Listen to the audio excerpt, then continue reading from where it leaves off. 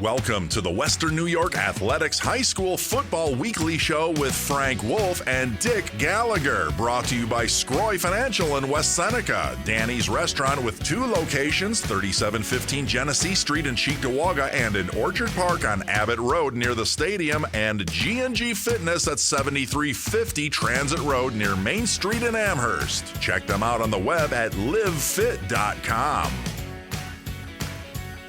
Hello, everybody, and welcome back to another exciting episode of High School Football Weekly. I am Frank Wolf from WNY Athletics and joined by my tag team partner, Dick Gallagher from WGRZ High School Sports. What an entertaining week we had in Week 3. I can't wait to start talking to you about it, but first, our sponsors, StadiumBlitz.com, Scroy Financial, G&G Fitness, and also the Wester family of dealerships. Dick, Week 3 was just incredible. I mean, some of these games, the maybe upsets, the overtimes, St. Joe's finally getting over the hump. What do you remember most of Week 3? I think that I didn't even consider any of them as upsets, with the exception of Medina over Maryville. That didn't make any sense. But when you take a look at the overtime games, the Bennett-Jamestown game was outstanding. Both teams in the first overtime pretty much gave the ball away before they could score the winning touchdown. And then if you take a look at it, Perry, the outstanding running back for Bennett, touched the ball first overtime 1 time. They didn't get a point. Second overtime, he touched the ball all 4 times. They wound up getting a touchdown and winning the game. You have a stud like that, you got to make sure he gets 20, 25 touches a game.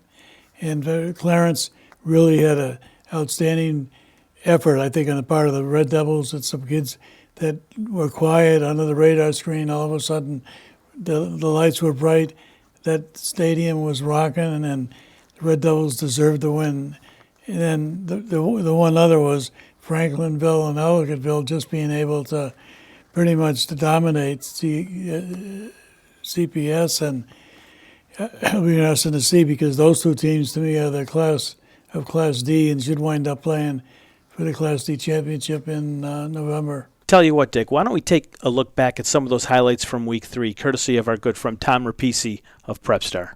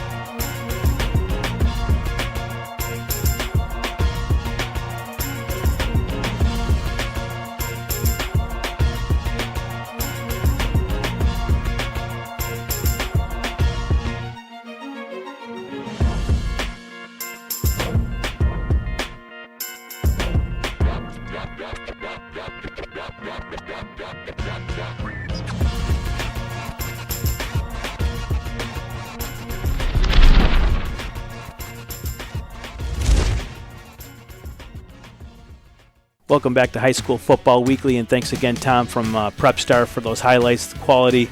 What a performance by Joe Carlson of Starpoint. Just incredible. One of those Prepstar guys, so we're talking a lot about him. Joe Carlson is the Football Player of the Week, nominated by WNY Athletics. So Joe Carlson is the first Athlete of the Week for WNY Athletics for the sport of football. Congratulations to Joe. A certificate will be coming out to Starpoint this week. Now, Dick, there was a lot of great performances, and because of those great performances, some very cool kids got onto those very special lists.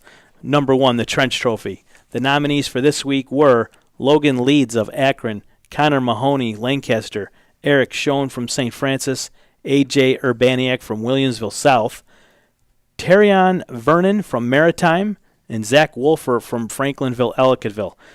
So again, all of those nominees are now eligible for induction into the Hall of Fame. There will be a big banquet at the end of the year, and I know you've attended those in the past. I'm looking forward to going to that later this fall.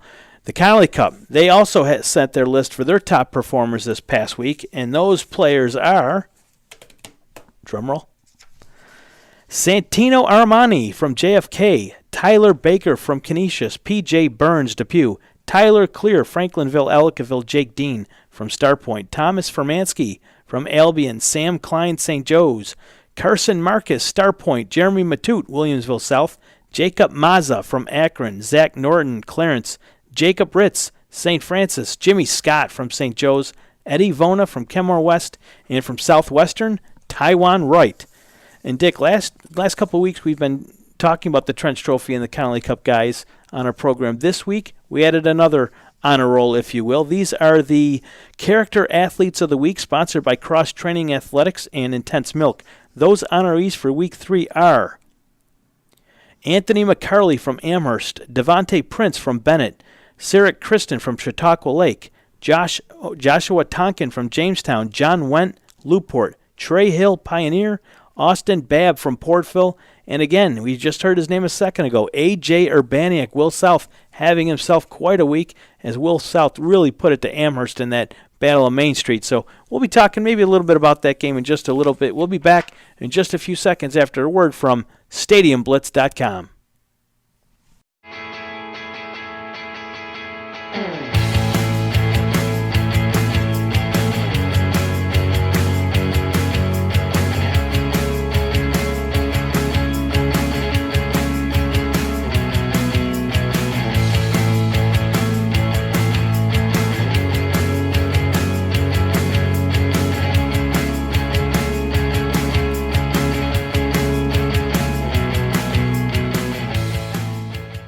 Welcome back to High School Football Weekly. I'm Frank Wolf from WNY Athletics, joined by Dick Gallagher from WGRZ High School Sports, as we are each week here on WNY Athletics. Thank you for joining us and watching us on Facebook today. Dick, we started this program talking a little bit about some of those big games from Week 3 and some of the results. You mentioned CSP, Franklinville-Ellicottville.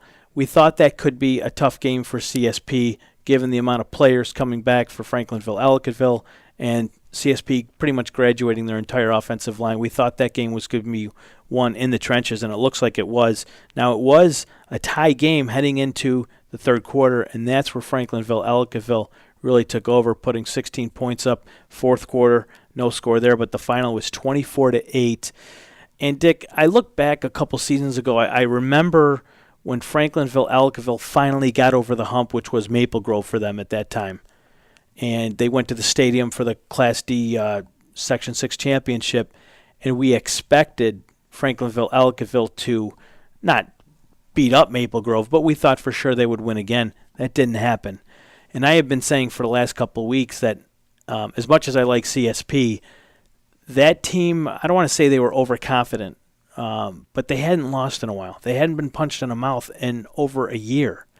Franklinville-Ellicottville did that last Friday night. And we're going to find out a lot about CSP over the next few weeks. Are they going to crumble? Which I don't think Ty Harper will allow that to do. A quarterback like Garrett Hinsdale, with his experience, I don't think he will allow that to happen. But there is a chance that CSP could either start crumbling or they can get better and learn from this. And that's what Maple Grove did a couple of years ago. So I liken this game to that 2017 contest between Franklinville, Ellicottville, and Maple Grove. I do expect to see these two teams at the stadium, and who knows what happens there. That's a place where CSP had success last year. That really catapulted them into the state finals where they won the Class D, but Franklinville, Ellicottville did exactly what we thought they might do, and that was take down the powerhouse CSP. The Titans, Logan Frank, is only a junior. He's a stud. He's probably going to be the MVP in Class D, and he's the leader of that team. They also have a new coach, Jason March, who used to be at Salamanca, and he's probably tweaked a little as far as the offense. But I think when you particularly look at the lower classes, a lot of those games are won in the trenches. That's how they won. And unless they really have a total meltdown, I would think that both CSP and Franklinville, Ellicottville will be in the championship game in November for Class D. Yeah, and again, I think it's just one of those hiccups. Every now and again, a team is going to lose a game. No one's going to go undefeated year after year after year. There's always that target that's going to be on your back. CSP didn't necessarily have that target on their back last year. They do now, so they're going to get the very best out of each and every opponent, whether that's Silver Creek, Franklinville, Ellicottville, Salamanca, or whoever. You're going to get their very best, and that's what happened this past Friday. I don't know if CSP was ready for that. We did see them last weekend at Silver Creek, and they just dominated. They just couldn't. The offense just scored at will, and that was for the first two quarters. Then they took their starters out, and things started to slow down a little bit. But they just couldn't do anything wrong on offense. They might have had one little hiccup, a fumble return, but that was very uncharacteristic of them. But they just couldn't be stopped. And you're talking about 16, 17, 18-year-old kids. Sometimes you just believe you're just too good. You're better than you are sometimes. I think that might have happened against Franklinville, Ellicottville, and I don't want to take any credit away from the Titans. They bullied CSP last week like they haven't been bullied in some time. So congrats to Franklinville, Ellicottville. They're back on the map, and I'm absolutely looking forward to seeing that rematch at the stadium. If it happens, still a lot of season left to play. I think Cam Balmore and Garrett Inns, they're the leaders of that team, and they'll be able to get those other kids on that team really to the point of, okay, this is the first loss after 15 wins. We had a state title, but we're not doing maybe some of the things that the coaches want us to do. And I think it was a wake-up call. I don't think it was a meltdown, but it'll be interesting to see how they play out. I think that's on the schedule is Cleveland Hill, and I think one of the latter weeks of the season. And Cleveland Hill is not the Cleveland Hill that has been for the last 4 or 5 years, but they're still a force. Yeah, we'll talk about that Akron-Cleve Hill game in just a little bit. Let's go back to Clarence, where they pulled off the 27-26 win over Lancaster. The Red Devils, they've been waiting for that game. Just like last year, Will North was waiting for that game to have another shot at Lancaster, who had been continually knocking them out of playoffs, embarrassed them at the stadium. Will North was waiting for that game. Lancaster showed up. Will North went in overconfident. I'm wondering if Lancaster maybe went into this game a little overconfident, because Clarence, I believe they lost the week before. Did they not lose just the week before to like Bennett? And it wasn't a really good game for Clarence. They didn't really look that well. They didn't play good. They played amazing against Lancaster. They really did. It was a tie game going into the half. Clarence gets that go-ahead touchdown in the third. Lancaster gets one back in the fourth, and Clarence finds a way to win that game. They score the opening touchdown in their first possession, I believe, in overtime. Lancaster goes down the field, scores, but they go for two and they don't make it. Totally great call by Rupp to go for it. Takes a lot of guts to do that. On the road, I know this isn't the NFL, but still, you're going across town to a team that used to own you. Clarence owned that AA for a while. Now Lancaster does. Clarence wants to have a say as to who's going to be the kings of AA. Lancaster, you've had it for 3 straight years. These other teams have been gunning for you, like Orchard Park, Clarence, and Bennett. And Clarence finally got the opportunity, and they won. And Paul Bergio and his staff, his entire staff, need to be commended for this win. I don't think we really truly can explain how big of a win this is for that program, because now those kids believe, and you're a dangerous bunch a very dangerous bunch when you finally knock off a team like Lancaster. I think that the Lancaster line versus the trenches with Clarence is the Red Devils prevailed. Also, Lancaster's running game is nothing today, this year, compared to the last few years in which they accomplished 3 consecutive sectional championships. The neat thing about Class AA, with the exception of one team, everyone makes the playoffs. So the playoffs are really going to be fun to watch. And you could still wind up with a Clarence-Lancaster game in the semis or even in a championship game. Takes us to All High Stadium last week, where Jamestown, the Red Raiders back in AA, made the trip up, and they hung in there with Bennett, a very, very tough, very dangerous team. It looked good for Bennett early, racing out to I believe, was it 14-0 lead? That was a 14-6 lead after the half, but it went from DeJay Perry to Savon Van Sickle, Perry. I mean, you just couldn't take your eyes off those running backs, and if you got a chance to watch that game, you really saw two of the premier athletes in Western New York. DeJay Perry has been awesome for years, and then Savon Van Sickle, who just hasn't been able to stay healthy. Finally, he's healthy, and we're seeing exactly how good this kid is, and he's not just good on offense, but he's good in all facets of the game. So a lot of people from Buffalo finally got to see this kid play, and he was well worth the price of admission. I think in the second half, though, Bennett and their defense really shut down Van Sickle. And in fact, Van Sickle was one step away from putting his foot in the goal, over the goal line, and they would have won that game, and he fumbled. So his first half was his best. Yep. So it'll be interesting to see how he plays out, but he's only a junior. He's got tremendous skill. But Perry, to me, is the best running back in Western New York. He should be first team, and he's major contender for Player of the Year. He is one of the most physical runners I have ever seen in high school sports. I just want to see him control his emotions a little bit better. He has to control his emotions a little bit better, because if you're going to hoist, if you're lucky to win that Connolly Cup, you are representing the best of the best in Western New York, and they're not going to put someone up that's going to embarrass them. So DeJay has to understand that, and I think he remembers from last year at Orchard Park, there was a good chance he was definitely up there with a legit chance of winning.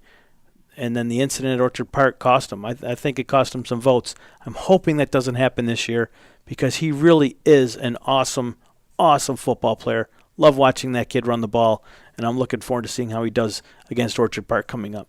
And the key, also the quarterback, Pompey, he's an outstanding defensive back. He's not a really good quarterback, but he manages the ball well, and it'll be interesting to see how Bennett does against Orchard Park this week. In Class A, Star Point got over West Seneca East pretty good, 41-15.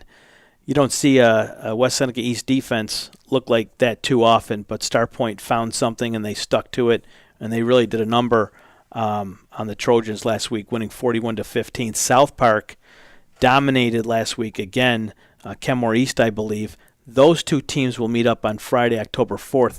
Don't look past this week's opponents, though. I know West Seneca East and South Park, are they not playing this week? Yeah, at West Seneca East. Yeah, so don't overlook any opponents. South Park cannot look at West Seneca East and say, okay, they got crushed by Star Point. We're just going to go in there, and they're going to play a close game. I know that's going to be a close game. It historically is a close game. So South Park cannot go in that game feeling overconfident because of what happened last week at Star Point.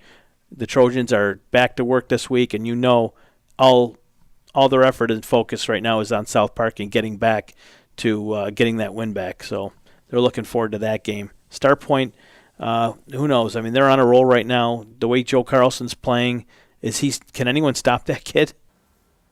Well, he had 3 other teammates last year that were wide receivers that got more stats than Joe did. And when you look at what he's doing this year, he's definitely a candidate for Player of the Year. He's also a candidate for All Western New York.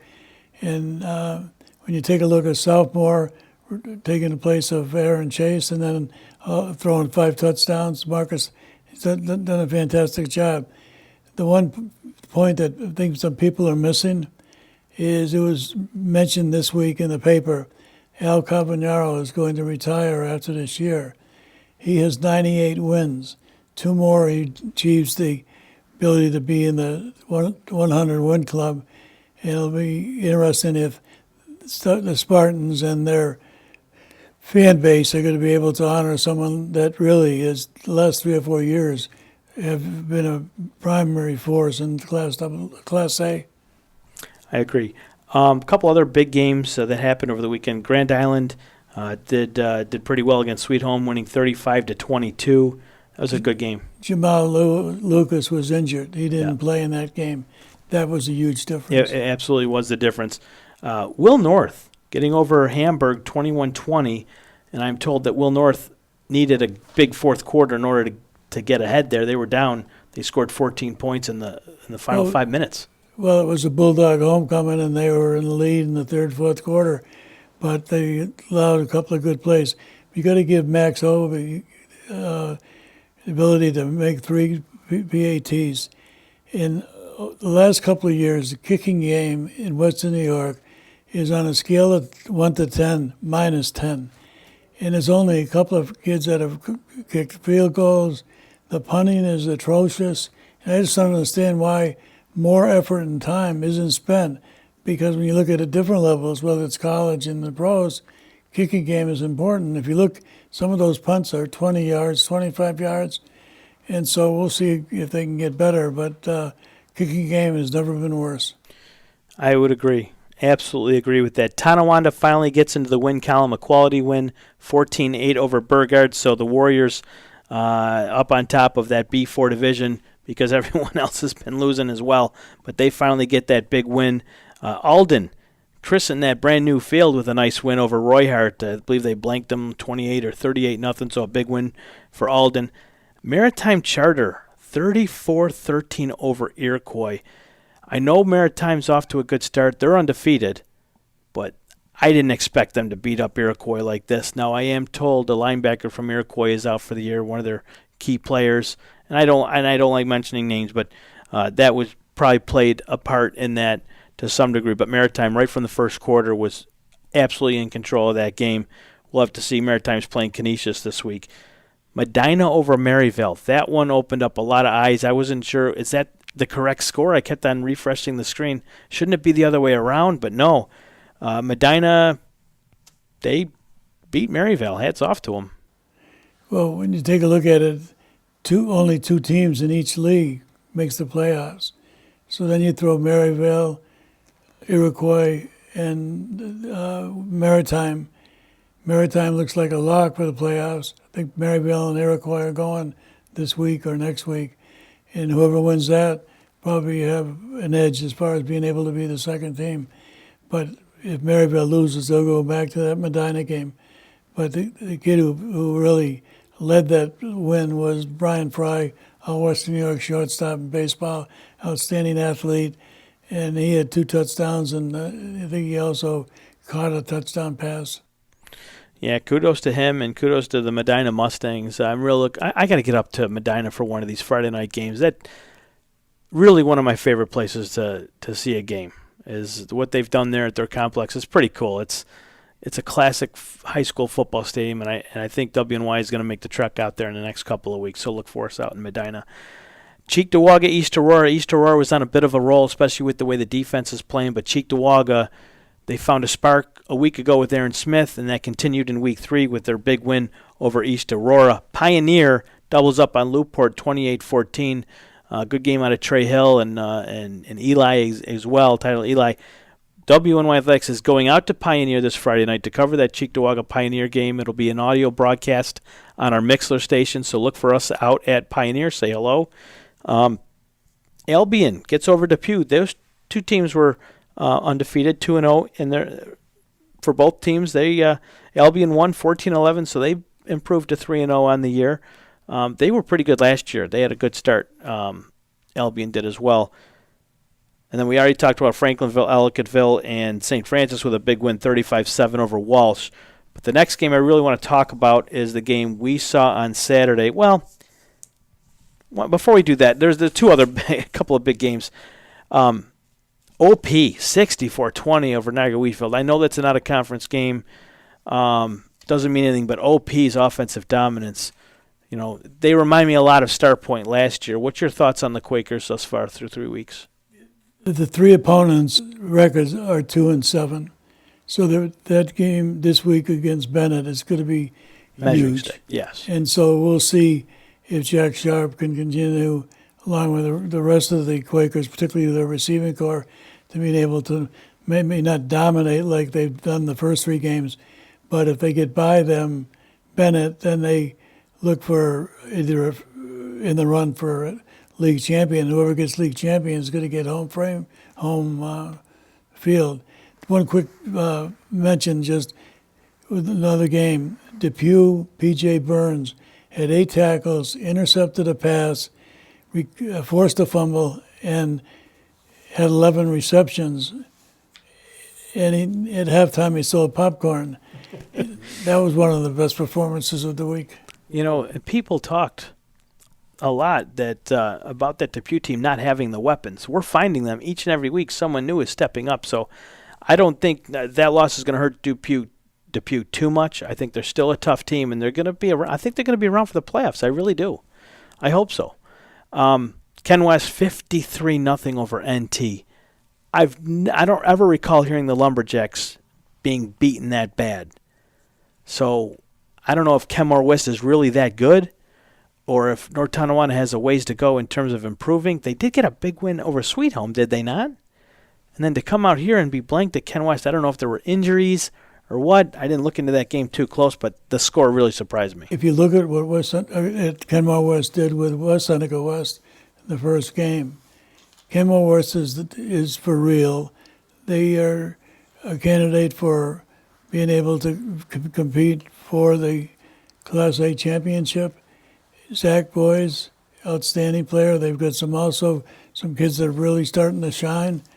So I really believe that Zach Boys, if he doesn't get the stats for that one game with McKinley, could come back, because it's going to be very competitive for the All-Western New York quarterback positions.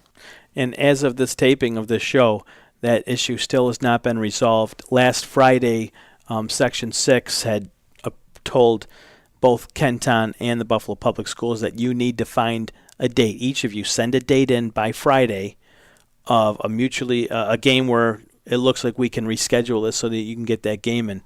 Kenton did have their game in. I'm told BPS did not submit a game, but they did file another appeal.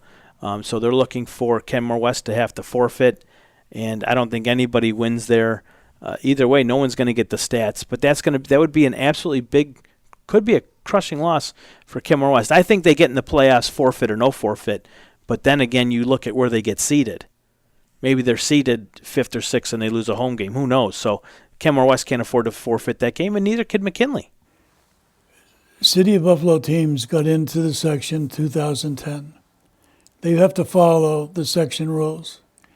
If you're going to be the City of Buffalo and play hardball with this issue, it's going to hurt the kids, is to me, and again, I'm old school, was maybe you got to stop looking, and maybe those teams that are left of the 10 teams from the Harvard Cup might have to look for a league to be in, because you're not really making this decision an easy one for Section 6, but also not an easy one for the kids. And if you're not there, if you're there to be able to play hardball and to get your best lawyers in on an issue like this, when all you want is a game to be replayed, it is, like, to me, the epitome of just get rid of them. Total waste of time. Yeah. It's a total waste of time and money. The big game we were at on Saturday was Canisius and St. Joe's. And we had a panel of experts, of course, pick Canisius, and then we had a panel of one moron, me, and I picked St. Joe's. Not because I thought that everyone else was picking Canisius, I got to pick Joe's. I legitimately thought St. Joe's had a few key players with more experience, seniors, that just did not want to lose another game to Canisius. And some of those guys really showed up and played. Jimmy Scott, one of them, played an integral role on defense. You think of Jimmy Scott, and you think he's going to break off for a big run. He had a good defensive game as he's ever had. He was huge in that game for Canisius, making one big stop after another. May not have had a ton of tackles to show, but the tackles he did were huge and game-changing, in my opinion. So he's one of those guys. Mika Brown got involved with the game. They just played very, very well. They played a sound game. May have had a couple mistakes early. There was that fumble that they recovered, but they gave Canisius the ball deep in St. Joe's territory, which they eventually went ahead and scored. They might have went up 14-0 at one point, but Joe's responded. They came back. They didn't quit. And I look at the numbers, and it's not like St. Joe's totally outplayed Canisius. If you look at the numbers, they really didn't. The stats that stick out are the turnovers. There was one big turnover for Canisius, which ultimately led to St. Joe's go-ahead touchdown in the game for all intents and purposes. But they were 2 of 3 on fourth down. Canisius was 0 for 4 on fourth down. Third down conversions, St. Joe's 2 of 9. Canisius 4 of 12. I mean, but the sacks, my goodness, the sacks. St. Joe's had 6 sacks in that game. And the quarterbacks did fine. I thought the quarterbacks did fine. Cal Withers had 216 to Baker. Tyler Baker's, I believe he had 143 or 193. 143 passing yards. He had 100 yards rushing. I thought the quarterbacks played fine. They played well. Canisius had 8 penalties, which you don't see too often. But the star of that game, along with the ones you mentioned, Sam Klein, he got hammered, had to go out of the game for several plays, came back in, 7 tackles, a sack, and he also caught 2 touchdown passes from Wither. And so when you take a look at overall, I was doing a radio show and I had that the winner was going to be St. Joe's was going to upset Canisius. The last second I changed it, and the only reason because I thought Canisius' line was going to be better. St. Joe's dominated them in the trenches, and so as a result of that, it'll be fun to watch the rest of the match. But the game I want to watch, St. Francis and St. Joe's, you look at Ritz now, 3 games, 3 touchdowns in each game, 315 yards each game. He's such a force, and given that now they're number 1 in the large school poll of the Buffalo News, it'll be very interesting to see how they do, not only internally here, but also still playing games in Ohio and Pennsylvania. Speaking of St. Francis, there's a pretty big contingent of Red Raiders in attendance for that game because they're not just fans. They want to see what does Canisius and St. Joe's have, and this was a perfect opportunity to see 2 heavyweights slug it out. And we saw a pretty good game. To me, it was a little slow. It lagged a little bit. It was hot. There was no rhythm into the game. There really wasn't. There really wasn't. And I think that's a credit to the defenses. As far as Canisius goes, I think they'll rebound just fine. Are there too many coaches on that sideline? If I want to be nitpicky, and I hate being nitpicky in high school football, but there's so many coaches on that sideline. Who are the kids listening to? It's like they're listening to like 7 or 8 different people. I don't know if that's confusing, but they have more coaches on their sideline than some teams have players. And they're up in the booth, and they're very loud. And I don't know if I want to get nitpicky, it looks like Canisius has so many coaches that maybe the message from the head coach gets lost at times. And I could be way off base, and maybe I am. I've been off base before. But when you have 10 different coaches screaming at a kid to do this, to do that, the head coach's message could get lost in there, and it never should. The head coach should have complete control over what is said to these players, and the assistants need to reinforce that message. Yeah, on the other side of the coin, for the last 8 years, you look at the record of Canisius, they've had those same number of coaches, and they probably have the most of any team in the area. Although Williams-LaSalle is close, they've got about 12, 13. And I just think that game, St. Joe's deserved to win. You do not find a better venue for any game anywhere than a Canisius St. Joe's. And it was fantastic. But playing football at 80, 85 degrees, I was a spectator. I was sweating, and I don't sweat much. Imagine what it was like playing that game. That's the other thing. A lot of guys were going off with cramping and things of that nature. So that plays a role, too, especially in the second half. You saw some kids dropping like flies. And look, St. Canisius has, 60, 70 kids in that program. You need a lot of coaches. I get that. I'm not taking a shot at any coach here. I'm just, because you're a former coach, is there times when there are just too many coaches, too many people shouting it? Because the Canisius sideline was a little unglued at times. There was some uncharacteristic things you see, players yelling and screaming at each other, not encouraging talk. This was, calling out type stuff that you don't normally see, and I don't expect to ever see that from the Canisius sideline. I did on Saturday, and I hate even having to mention that, but they just need to have a little bit more respect for each other on the sideline and just don't get caught up in the moment. Keep control of your emotions. You are playing in a super big game here. St. Joe's is going to remember that. Like, look, these guys can become unglued with a simple sack or a simple batted down pass. Look at the way they get unglued. You got to keep your emotions in check. One of the things you got to give Canisius administration, they did a nice job because they eliminated what's been a problem for years, too many people on the sidelines. It was really restricted. They had a lot of security there. And you needed to have one of those passes or special passes for the media to get on there, which will open up everything. But you also, because of that, you're also seeing the team, sometimes they were, not telling everyone they were doing a good job. They needed to pick it up. But that's the competition of a game like that. You do not play anyone else in your career that you remember as much as a Marauder or a Crusader after playing each other. Well, for my first experience at a Canisius St. Joe's football game, I had a great time. Coaches were very respectful before, during, and after with us. So kudos to the coaches. Kudos to St. Joe's for finally ending the streak. And we'll have to see if those teams get another shot at each other later at UB or if St. Francis is going to have something to say about it. We'll be back in just a few moments after a word from our sponsor, Frank Wolf for Dick Gallagher. We'll be right back after a word. We didn't get here by accident. It starts with a plan to protect your future, to invest in your future. It started with Scroy Financial. Plan, protect, invest. Scroy Financial. We needed a plan to protect what matters most. By investing in our future, that all started with Scroy Financial. Plan, protect, invest. Scroy Financial. Welcome back to High School Football Weekly. Frank Wolf of WNY Athletics, joined by Dick Gallagher of WGRC High School Sports. One game, Dick, we failed to mention in that last segment was the Akron versus Cleve Hill game on Thursday, and I was there. And I got there a little late. Parking was a major issue. Everything closed down in Akron for that night. It was a great scene, great crowd.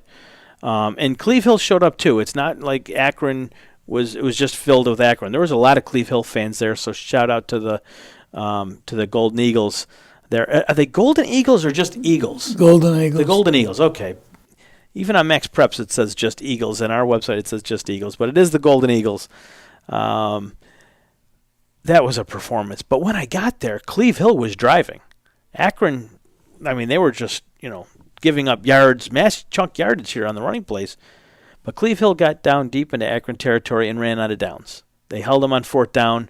Huge moment for Akron defense. They finally stood up and turned Cleve Hill away on fourth down, and that's where Akron really took over. This Adam Meats kid is something else. He really is. He's a good young quarterback, good football player, and I'll tell you, the Tigers are in very good hands. Cleve Hill and Glenn Graham, the ultimate professional, was very engaging and talked with Francis Beck on Friday night about that game, and he just couldn't be any more complimentary of Andy Klaus's staff at Akron. I don't know if Andy had a lot to do with the win, if it was more Ken Stolt, the defensive coordinator. Just kidding, Andy. Just kidding. Andy did a great job, but I have to give a plug for Ken Stolt, the football chairman. I do.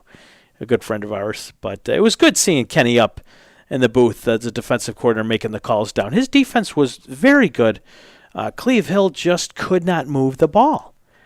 and Akron just couldn't be stopped. Cleve Hill had no answers for that Akron defense. They just couldn't find anywhere to exploit. And a lot of kids were overheating, going out with some overcramping and possibly some other small injuries. I don't think anyone got too injured where you're going to miss a week. I'll have to double-check with the coaches after that. But Akron just had an answer for whatever Cleve Hill threw at them. I think if you look at it and you open the paper up on Friday and it was 47-0 in Akron, you wondered if that was a typo and it should have been reversed because that has happened in the past.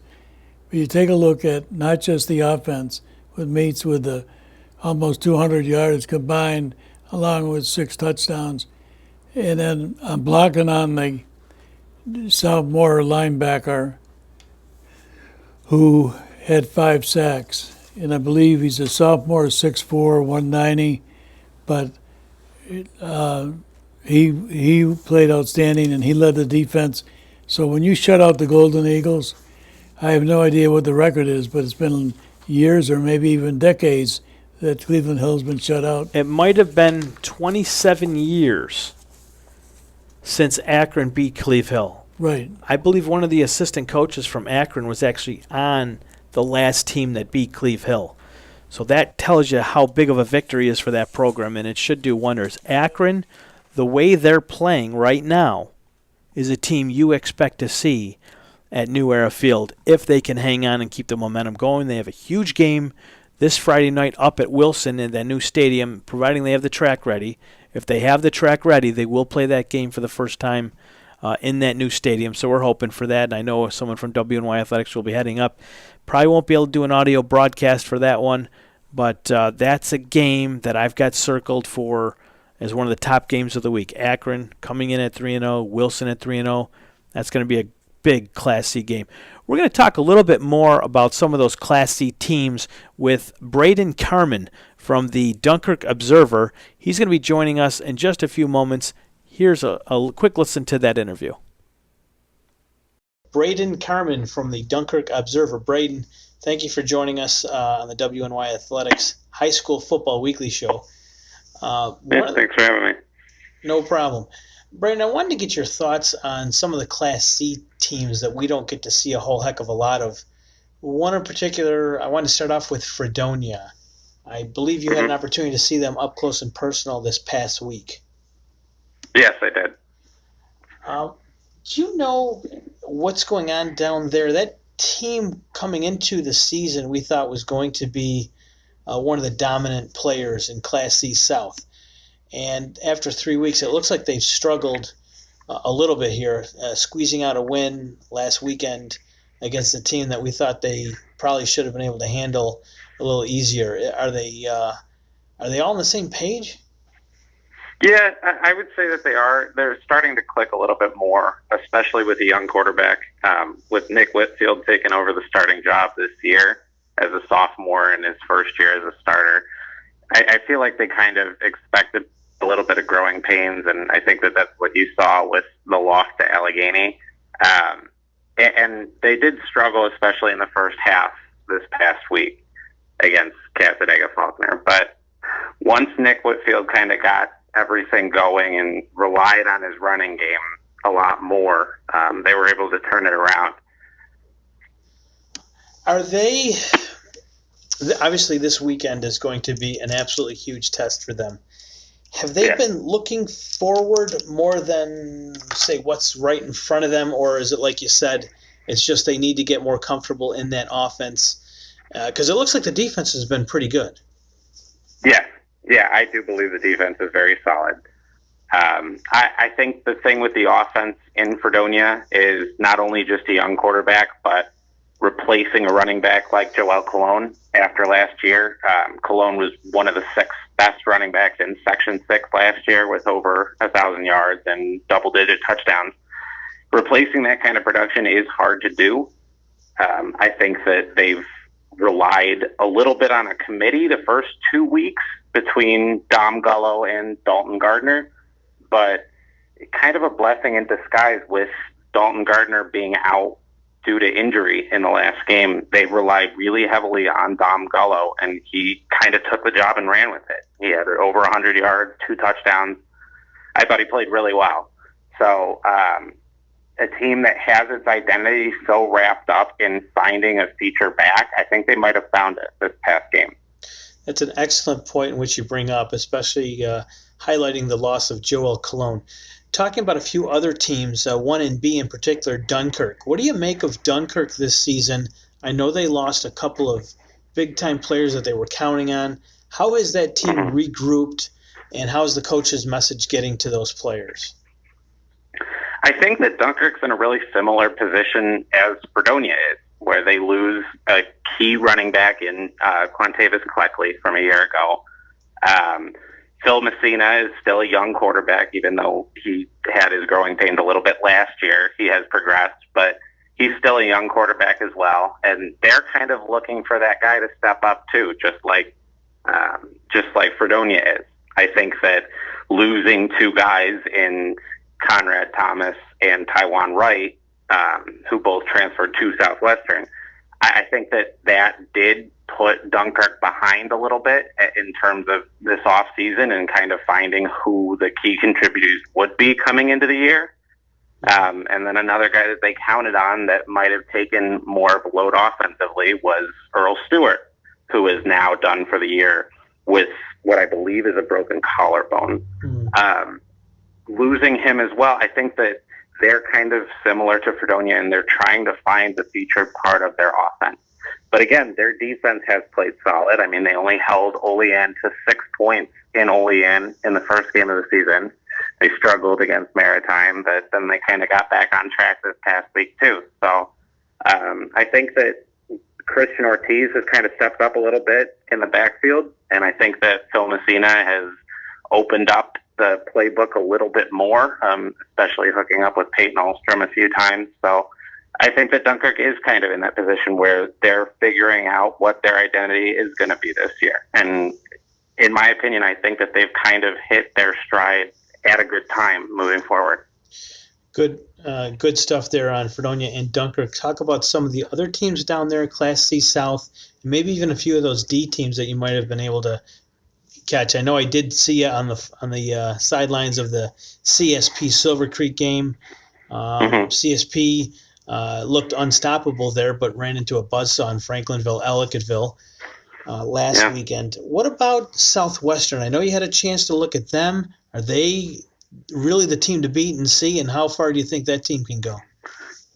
Yeah, I do think that they are the team to beat and see. I think that their biggest threat is going to be Fredonia this week. If anybody in Class C South is able to trip them up, I think it would be Fredonia, especially being in the Orange Bowl this week. That kind of, I'm not sure exactly what it is about the Orange Bowl, but it kind of has some magic around it, where it's a really tough place for teams to play. But with the run that Southwestern has been on, putting up 40 points in all three of their first games, and then holding their opponents to single digits in all three of them, and even the first one being a shutout against Chautauqua Lake, I think that they have made a dominant statement so far that even without Cole Snyder this year, they are still the team to beat. You look at some of the transfers, the two kids from Dunkirk and Taiwan Wright and Conrad Thomas, and then you look at a guy like Austin Rott, who transfers from Silver Creek and doesn't even win the starting job at quarterback. That shows you how much depth they have on their roster and how much talent still is there, even after losing guys like Cole Snyder, like Alex Card. So I do think that they are the toughest team in Class C and probably the team to beat. But I think that this week is going to determine, are they going to slip up or are they going to roll to another undefeated season? And lastly, Braden, how about talking about Portville? I know you had an opportunity to see them earlier in the year. What do you make of the Portville Panthers? I think Portville's very solid. I think that quarterback Mike Stillman is a solid player, albeit a little bit undersized, but he makes up for it with a lot of heart. I thought that Jaden Lassiter is every bit as good as expected this year. He just ran through Casadega Faulkner in the game that I saw. Big play opportunity there, and with the wide receiver Dalton Tabola, I think that he's a very solid receiver as well. So between that kind of three-headed monster on offense, they are a very solid team. And I think that going back to Southwestern, the fact that they were able to go into Portville and win that dominantly, that's really scary for other teams around here, because Portville's not a bad team by any means. I think they're one of the better teams in Class C. So that was Braden Carmen of the Dunkirk Observer. He is the sports editor, and we really appreciate his time. You can follow him or find him on Twitter at Braden Carmen, on Twitter. Hey, Josh Allen. Hey, thanks for coming by. Big fan. Really? Yeah, absolutely. I'm all about that teamwork. Yeah, that's West Her. Get the right people, working together, making connections. In fact, show me what you got. I'm going along. Really?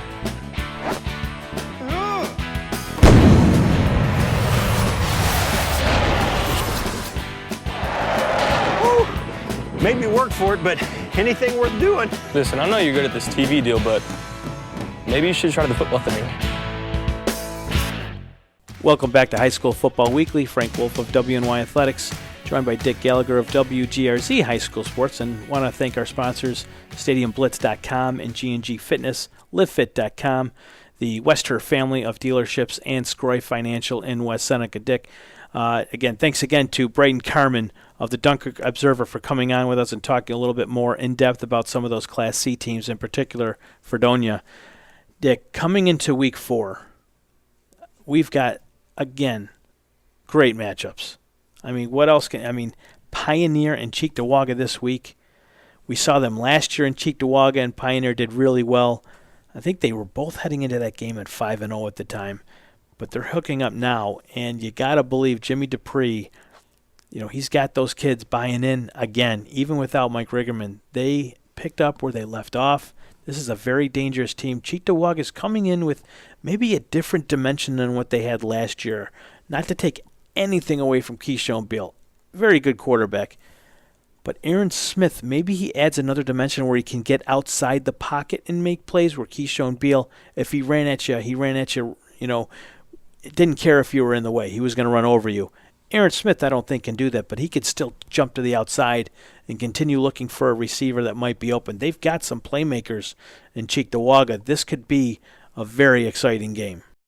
Smash mouth football. That's going to be the philosophy of every one of those players. And when you watch them play the last couple of years, because both teams excelled, this game is important, because whoever's going to win it is going to have a good shot at being one of the two teams in the playoffs and a contender for a sectional title. We did talk a little bit about Wilson Akron, two teams coming in with 3-0 records. That'll be a big game for both of those programs. Can Akron keep the momentum going with that huge win over Cleve Hill? They can't fall into that trap where you get too overconfident. Oh, we finally locked off Cleve Hill. We're the best. Can't go in with that attitude. They have to go in thinking, hey, Wilson's a very dangerous team right now. Good players. You got Declan Ferry on defense who can beat you on offense and defense. Drew Westmoreland and Braden Dunlap.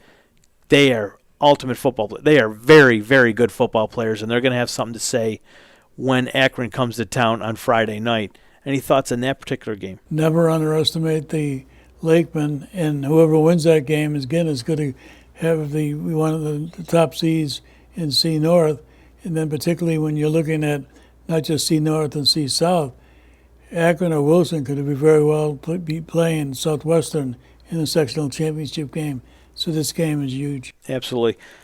That's the next game we're going to talk about, Southwestern and Fredonia. And this is a game that we've been waiting for really all off season, with the improvements that Southwestern made, and with with Jake Skinner, him coming onto the scene here. He had a really good year. Late last year was coming on, but now this year, high expectations. They got a new quarterback in Fredonia, but they just haven't had the results. I don't care what their record is. This team is not as good as what we thought they were going to be heading into the season, or maybe they just haven't been showing a lot because they were waiting for this game. But either way, Fredonia needs a wake-up call, and Southwestern's coming in with a 3-0 record, and they're scoring hundreds of points already this season. I think they're at like 135, but they're just obliterating their opponents. Fredonia is going to have their hands full. Luckily, they're home in the Orange Bowl. I think Allegheny Limestone defeated Fredonia maybe in the second game. And if you look at Southwestern and the Trojans, they, to me, are the favorites to be able to represent Section 6 in the state playoffs. They are loaded on both sides of the ball. But if you look at Fredonia, Skinner has 41 tackles. He and Jake Dean from Star Point have the most tackles, and he's a force on both sides of the ball. But I don't think they match up with talent-wise, particularly on the line at Southwestern, plus with Conrad Thomas and Tawan Wright, along with Kennedy, the quarterback. They're loaded. I think Southwestern, this could be their year to finally win that Section 6 Class C title. And I'll tell you what, if they can get out of Western New York, that's going to be a very, very dangerous team. They have one goal, and that's winning in Syracuse. Their goal is not to win the Section 6 title. Their goal is to win a state title. They've got the horses to do it. And they've always have a history of winning 2 state championships with Jay Sirianni, and then they had one of the longest win streaks, 34, 35 games, could be even more. And Fredonia stopped that at the stadium years ago. So the game will be competitive, but I just think the Trojans have too much of an edge. A couple other big games. Jamestown, Clarence. That's going to be a big game at Clarence, so Jamestown has to come up, travel that distance. Clarence is on an all-time high right now after knocking off Lancaster. But Jamestown taking Bennett to overtime at all high, that's a statement for them. How do they rebound from that loss? Because now you're going to play Clarence, a team that just knocked off Lancaster. Clarence is playing at a high level, obviously, beating the Legends. They don't want to go in too overconfident. I believe Frank Payne's on that staff as well. I think he has been doing a lot of homework getting ready for Savon Van Sickle. We'll have to see what type of game plan Jamestown comes into that. You know that they'll be ready for Clarence, but that's going to be a huge game because Clarence has the opportunity to get another Class AA win. If Jamestown doesn't win, they might not have they will probably have to end up coming up here again for a playoff game. They probably won't host one. Well, I think that Clarence, Zach, I'm blocking on the last name, but Cole Harris is really a force offensively. And between the two of them, they're going to be tough. Trey Drake had an excellent game in Bennett. You could tell that toward the end of that game, he was exhausted. He's only a freshman. But to me, whoever avoids a turnover is going to avoid that game. Going to win the game. Who avoids the penalties and avoids the turnover, because it's pretty even going into it. You had 2 very good coaches going at it, in Tom Langworthy and Paul Bergio, so that's a good game for sure. South Park, West Seneca East, not sure what to make about that one. There's some history there. I know those kids can't wait to play that game. The Trojans didn't look too good last week. They get another shot here against South Park. South Park definitely wants to knock West Seneca East off, so we'll have to see how that plays out. 7 p.m. Friday night, big game in West Seneca East. Will South at Grand Island? That's a game that both those teams need. So that's, Will South coming off a huge win over Amherst last week. We'll have to see how they test themselves against the Vikings this week. We'll have to just see how that one goes. Could be a big game. Hamburg and Niagara Wheatfield.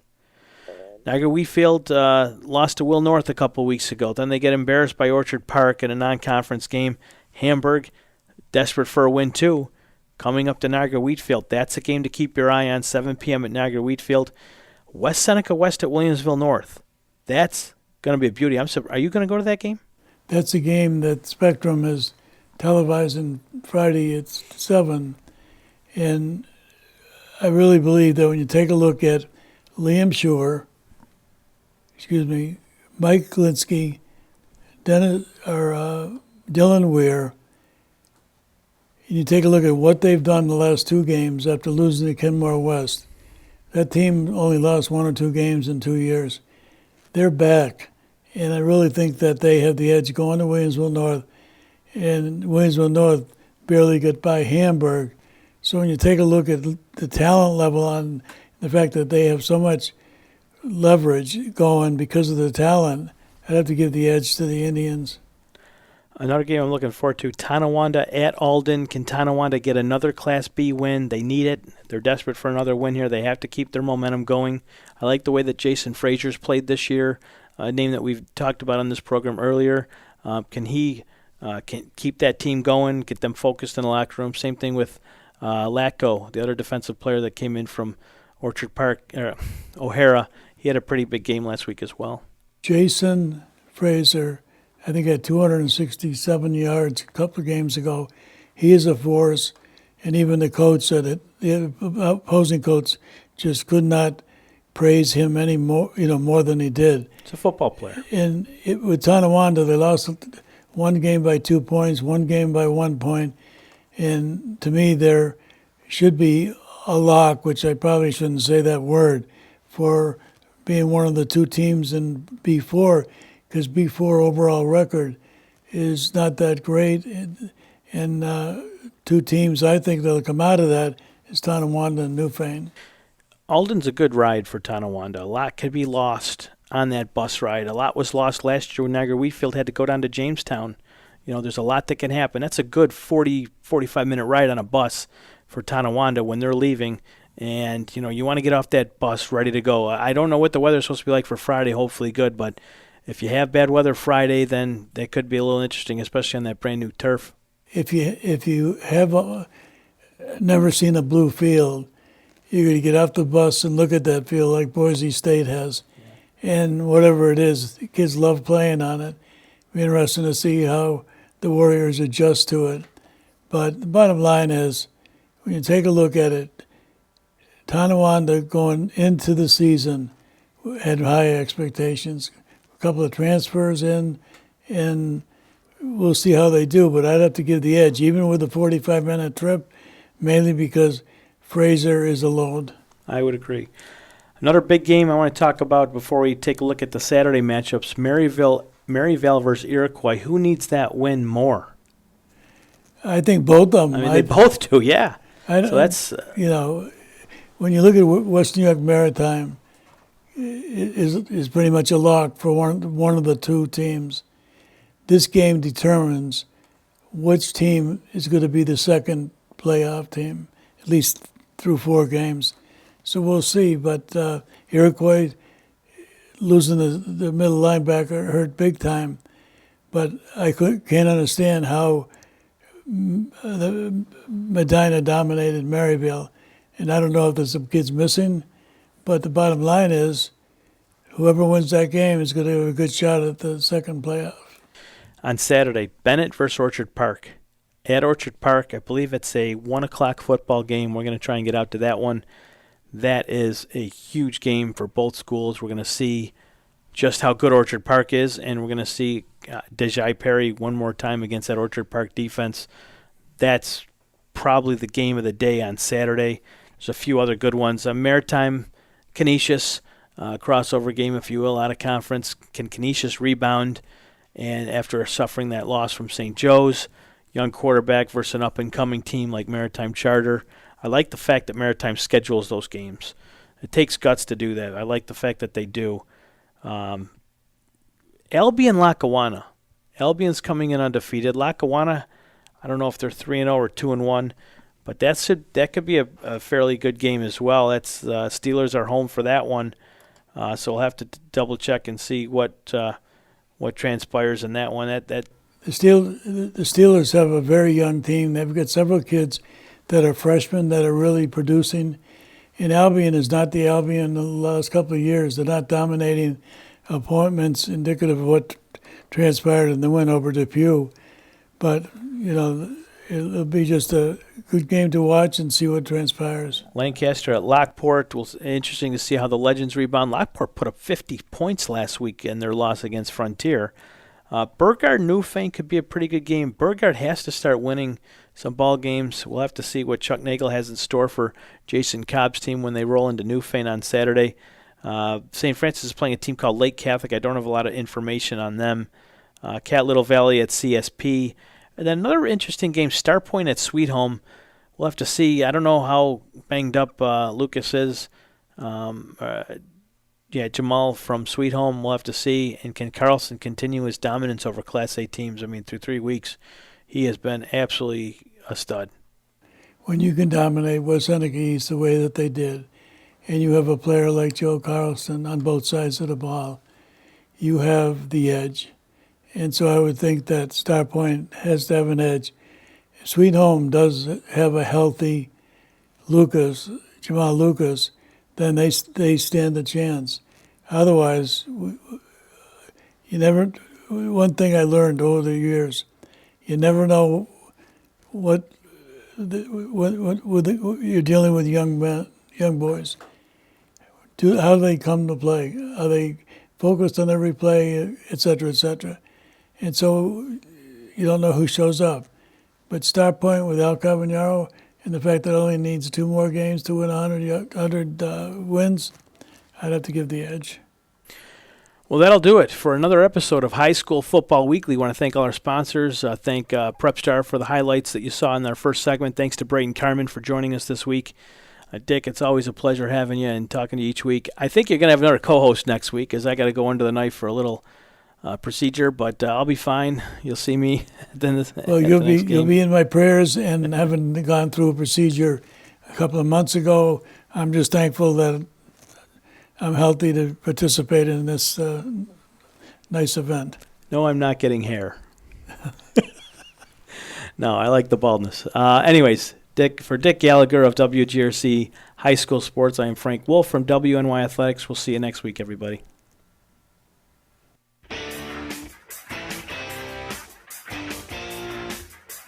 WNYathletics.com is the premier high school sports website in Western New York, providing the best sports coverage of Section 6 and Monsignor Martin leagues. Check out our page for daily game recaps and late-breaking sports news. Our online scoreboards are updated in real time. Never miss a goal or touchdown. Visit WNYathletics.com today or follow us on Twitter, like us on Facebook, and subscribe to our YouTube.